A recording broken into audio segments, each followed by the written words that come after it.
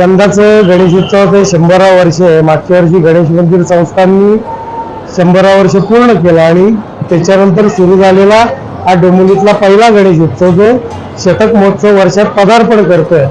दरवर्षी आम्ही जे काही सजावट करतो त्याच्यातला एखादा विषय लोकांसमोर न्यायचा प्रयत्न करत असतो।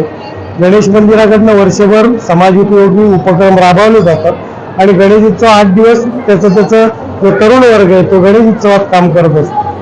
या वर्षीच्या उत्सवात मात्र आम्ही सजावटीतनं एका भव्यतेकडे गेलोय आणि विष्णूचे जे 10 अवतार आहेत हे याच्यामध्ये दाखवण्याचा प्रयत्न केलाय। राम मंदिराच्या स्थापनेनंतर असंच काहीतरी भव्य दिव्य लोकांसमोर डोंबिवलीकरांच्या समोर सादर करावं असा आमचा प्रयत्न होता। तो साकार करण्याचा आम्ही प्रयत्न केला।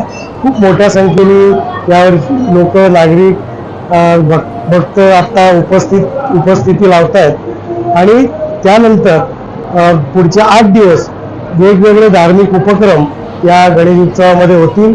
गणेश उत्सवाची मिरवणूक सुद्धा खूप मोठ्या दिमाखात होणार आहे आणि पुण्याचं रमणबाग नावाचं पथक या मिरवणुकीत सामील होईल। करोनाच्या काळामध्ये लसीकरणाच्या मोहिमेपासून अनेक कामं मंडळांनी केली। वृक्षारोपण असेल, शालेय विद्यार्थ्यांना मदत असेल, रक्तदान शिबिर असेल, त्या वेळेला जे काही त्या वर्षी त्या दिवशी जे काही प्रॉब्लेम असतील किंवा काही समाज उपयोगी करावं असं त्यावेळेला असतं। मंडळ निश्चितपणाने त्याच्यामध्ये काम करत असतं। हे शतक महोत्सवाचं वर्ष आहे। पुढच्या वर्षामध्ये वेगवेगळे उपक्रम आम्ही राबवण्याचा आमचा मानस आहे।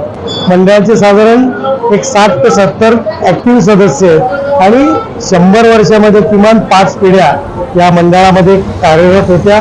अनेक कार्यकर्ते या मंडळामध्ये घडले।